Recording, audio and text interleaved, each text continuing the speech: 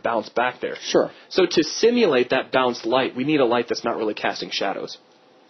We'll leave its radius nice and big at 1024, but I'm going to take its brightness way, way down. Let's say about 0.1. So it's a very, very dim light by nature. We'll set its color to something a little bit warmer than it is. So I'll start with orange and just pull it slightly down toward the orange spectrum. Maybe just a little bit more. And this is going to be a light that's more felt than actually seen. Did I miss something? Did you re-enable it yet? No, probably not. Okay. That's probably why we're not seeing anything on the level just yet. Be enabled. There we go. So there you go. It's really, really soft. Again, it's just here to add a little bit of a bounce light effect. And I think that's all we really need to do. I'm not even really worried about the fall-off exponent for it, so we'll leave that at 2 just for now.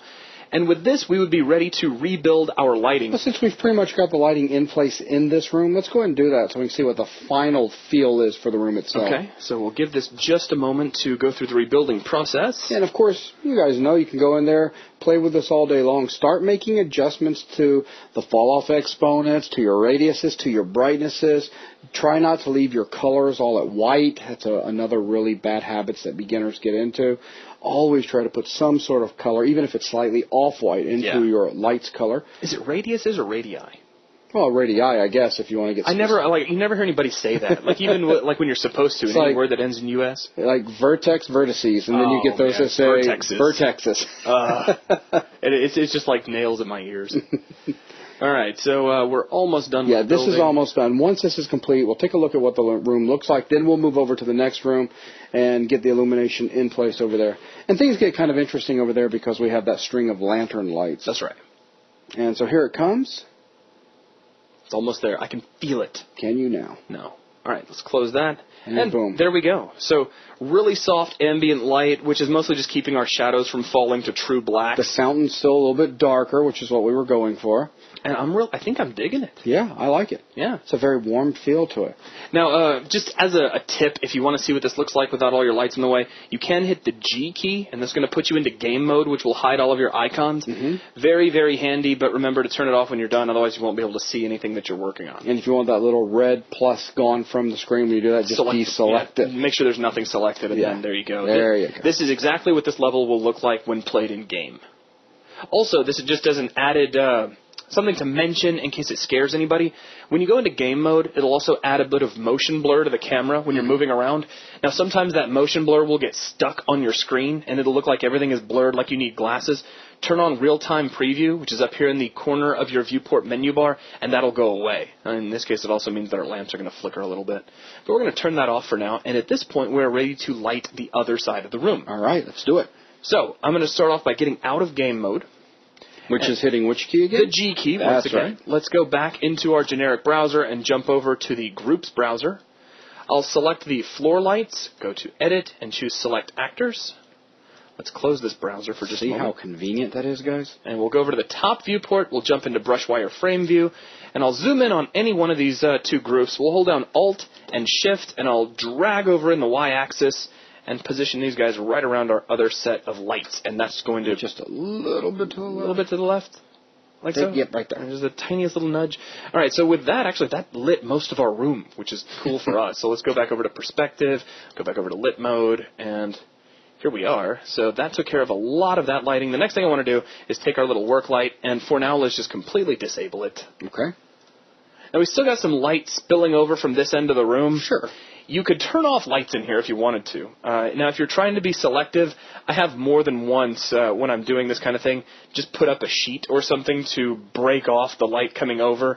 But we're not going to worry about it in this particular case. It's already still pretty dark over here. We know that this end of the room is going to work just fine. What we need to do is worry about what's going on back here in the background.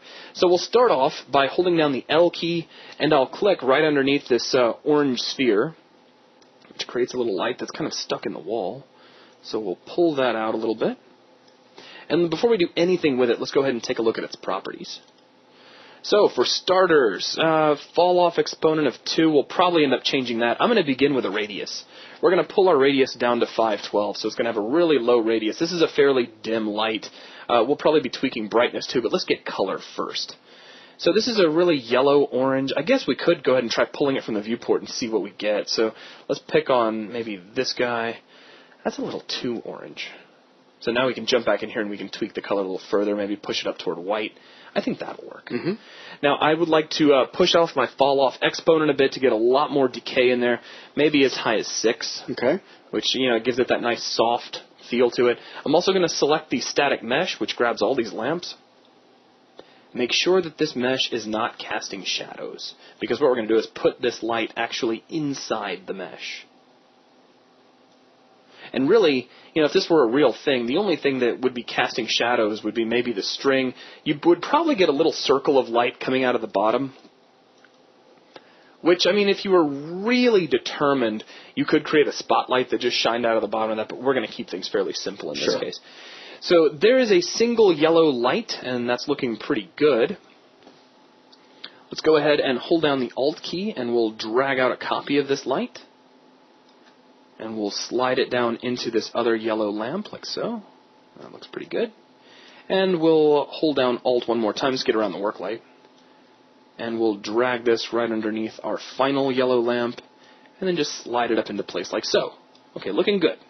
And we're going to pull you out of the way for just a second. Okay, so now we need to bring in some lights for these red lamps and the blue lamps. We can just reuse this guy. So let's hold down Alt, and we'll drag over and pull this down inside of our red lantern. And I'll press F4 to open up our properties, and the first thing we're going to jump for is our color. So we'll just slide this over to a shade of red. I'm not even going to worry about the saturation at first. I don't think it's going to be that big of a deal. And we can see that did get a lot warmer. We could maybe push a little more saturation. I think that works. Okay. So let's close out of here, and let's copy this over as well. So we'll hold down Alt and slide this over in X. There we go. Now we need to bring in the blue lanterns. Keep in mind that the human eye doesn't see blue as well as it sees red, so we'll probably need to kick up the intensity of the blues just a little bit if we want them to show up. So we'll push this down into the lantern. Let's come straight down to our color. And yeah, you can already see here, if we click OK, it's got a little bit of blue. Maybe just a little bit more, though. So that's kind of vivid. And then we'll hold down Alt and make a copy of this that we'll put back here into our other lantern. So we're really getting this multicolored effect. And that's generally it. The last thing we can do is maybe take this work light that we have and, again, turn this into a bounce light as well. So let's put it a little more toward the center of the room. We'll open up its properties. We'll re-enable it. It's really bright, too. Let's pull its brightness down to 0.1 like we did the last one. In general, I think our lighting is going to be very warm as opposed to cold. So we'll apply just a little bit of an orangish tinge to it. And then we will make sure that we switch off the ability to cast shadows. So we get some lights over in our shadowed areas. And I think with that, we're ready to rebuild and call this a wrap. All right, let's go ahead and rebuild one. Barring any tweaking, because you never know. When you get done with a lighting situation that you think is done, always build and walk through it, and then you'll know for sure. Now, our beginners may be questioning your placement of lights back there with the lantern lights where you weren't actually going into, say, an orthographic view and lining things up. Really a problem? I don't think so. Nah, it really comes down to look. Well, in this case, the lights are coming from such a... It's going to feel like a soft source. Yeah, it's very diffused because it's going through the material that's on each of those lanterns. So, if it really felt like it was off, you'd want to go in there and tweak it. But I think in this case, even if you had the light outside the sphere of that lantern, I don't think anybody would really be able to tell. Right. I just wanted to bring that to everyone's attention. Absolutely. Absolutely. Precision is all in the eye of the beholder. Or actually, not really, but that sounded cool for just a second. Once this is done, if no tweaking is required, that's all we're really going to do with this level. Yeah, and the level will be done. The last thing we could do is probably add a player start and then run around and have a look at it. Okay. We can also save it out in such a way that we can play it as an Unreal map. And we're almost done. So the static lighting is done. Get those encoding light maps, and this will take probably about another 10 seconds. We need like 5 more cores. It'd be a 7-core machine. There we go. All right, so let's close. There we go. So yeah, very nice. Kind of dim in here, but I kind of like that. No, it really brings out those lights. So let's hit G and go into game mode. I'll select the floor just to make that little red cross go away. I think it's working. So let's get out of game mode. The last thing I'm going to do is add a player start. Where would you like to start? Maybe in this room? Pick a place. All right, let's go right here in the middle of the floor. We can just right-click, and from the right-click menu, choose Add Actor, and you'll see a player start buried in here. So click on that, and there we go. And with that, I think we'd be ready to play. The last thing we can do is save the map out. We'll just go to File, Save As, and this is currently, in our case, called Getting Started. What I'm going to do is set this to Getting Started 3, so I've got an incremental save, but I'm going to add the prefix DM-, which is short for Deathmatch, and that will allow this game to be played through actual Unreal Tournament. We'll end up with a weapon and all that sort of thing. So with that, let's, I don't have access to my Play in Editor button, which is up here in the toolbar, so I'm still going to have to click the floor and say Play from here. And boom, there we go. So now we have a gun. We can run around and have a look at all of our lighting. Yeah, it's very nice looking. We can shoot things. And that's really it for creating this basic level. Ooh, I really like how the shadows are falling back there. Yeah, that looks nice. And that's going to about wrap it up. So we can go ahead and get out of our little play in editor. I'll go into game mode just because it looks so nice, and I think we're wrapped. Once again, guys, just remember the objective of these videos were to take you through the creation of a very simple Unreal level. That's all. Very simple. We are going to focus on the creation of a much more involved, much more complex level near the end of these videos that are being included here with Unreal Tournament. Absolutely. So that's going to wrap up this basic level. Thanks a lot.